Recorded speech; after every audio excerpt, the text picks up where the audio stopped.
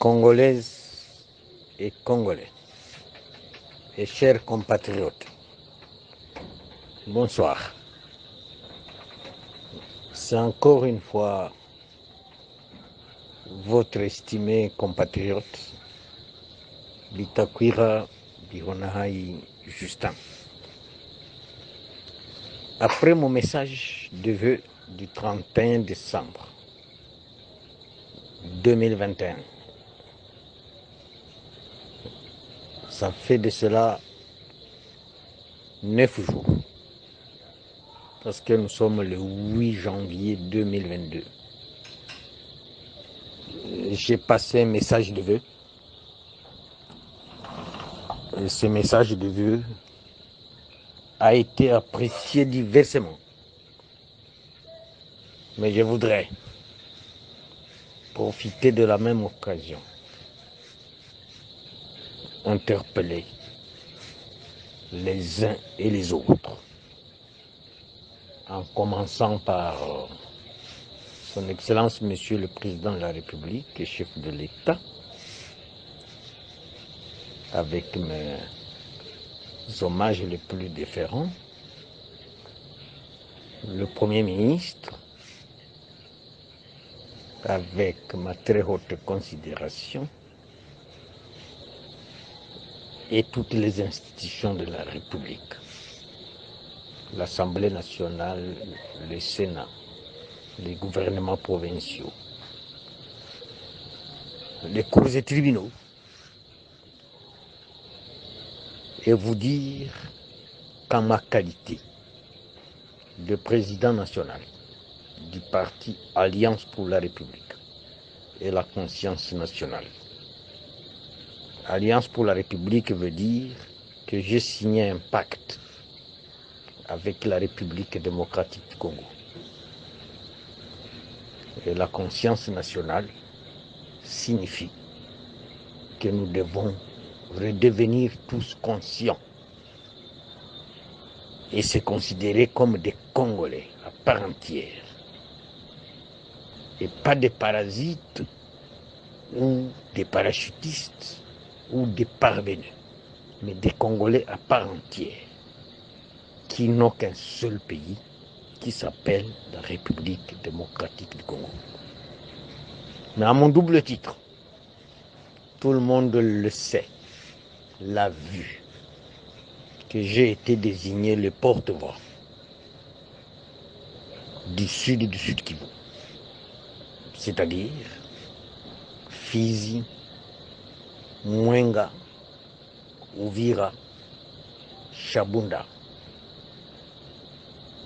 Cet espace géographique est le couvercle sécuritaire de notre pays. Et quand une marmite veut exploser, le couvercle saute. J'ai peur, très peur, sur les informations que peut-être certains de nous, de l'intérieur comme de l'extérieur du pays, prennent à la légère. Que même les armées burundaises, en plein jour, ça peut être le matin, à midi comme le soir, l'armée burundaise entre, armes et bagages, par le territoire d'Ouvira, qui est le mien, tantôt par Kitemecho. Quand on parle de Kitemecho, pour la plupart des Congolais, ils pensent que c'est le Jéricho de la Bible.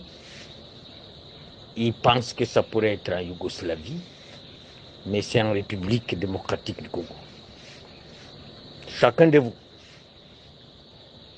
a vu ou entendu et a assisté à la décapitation d'un officier militaire, un colonel de son rang, à Kamombo, par les forces négatives,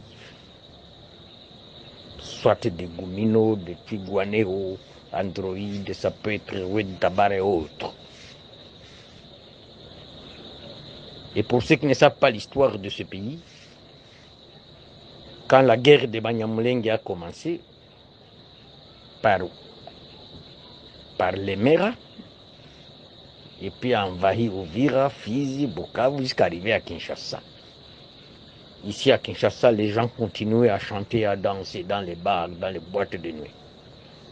Et Mobutu lui-même n'était pas conscient du danger. S'il était encore vivant, je crois qu'il n'accepterait plus telle aventure. Mais ce qui se passe à l'est de la République démocratique du Congo, en commençant par l'Ituri, les Rwenzori, les Djougou, le Nord Kivu, Beni, Butembo, Rutshuru, Rumangabo, Goma, Bukavu, Vira, jusqu'à Kalemi, peut-être dans tous les Katanga et même dans la province orientale, un constat amer se constate. Je ne voudrais pas m'immiscer dans la gestion de l'armée congolaise. Mais si le président de la République, le Premier ministre, le chef d'état-major général et autres voudraient avoir des détails sur la planification de la balkanisation du Congo, je reste à leur disposition. J'ai des détails et des moindres détails que je ne saurais pas livrer ici, dans cet audio. Ce serait irresponsable de ma part, en tant qu'acteur politique important, président national d'un parti politique, porte-voix du couvercle sécuritaire de notre pays, parce que le jour où on vous dit que Fizi, Uvira, Mwenga, Chabunda sont tombés, sachez qu'à Kinshasa, nous devons nous préparer à plier bagages. Il ne peut y avoir aucune résistance, nulle part, en République démocratique du Congo, contre ce qui viendrait de ce côté-là, comme menace. Mais je voudrais donner un petit tableau sombre, ou de l'Ituri, de Rwenzori, du Nord Kivu, Sud Kivu, province orientale, Tanganyika. On ne sait pas quelle main pèse et quelle est la stratégie au sommet de notre armée, où on se rend compte qu'il n'y a que des officiers militaires qui avaient enclenché la rébellion, soit le RCD, soit le CNDP, soit le M23, soit le MLC. Du premier au dernier responsable militaire dans ces zones-là a fait partie de ces rébellions qui ont coûté énormément cher à la République. Mais je suis sûr que peut-être au niveau de la présidence de la République, certaines choses s'ignorent, c'est possible, mais si on ne rectifie pas les tirs et qu'on se rende compte que c'est Kinshasa qui planifie la balkanisation de notre pays, nous ne l'accepterons pas. Nous ne l'accepterons pas. Nous ne l'accepterons pas. Qu'on vérifie réellement qui commande militairement, et même les opérations militaires congolaises, qu'on vérifie qui en sont responsables. Parce que quand les FARDC sont attaqués dans les hauts plateaux et moyens plateaux d'Uvira, on se rend compte que même nos propres vaillants militaires, il y a toujours des coups de fil qui leur demandent de stopper. Et ils se font tuer comme des mouches, comme des abeilles. Donc nous interpellons la République démocratique du Congo.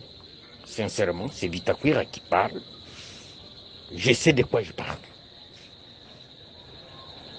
J'ai des preuves. Et celui qui ne peut pas me croire, si demain ce pays se disloque, nous serons tous responsables. Mais quand nous serons en exil, tous, chacun payera cher de son irresponsabilité, à quelque niveau que ce soit. Je vous remercie.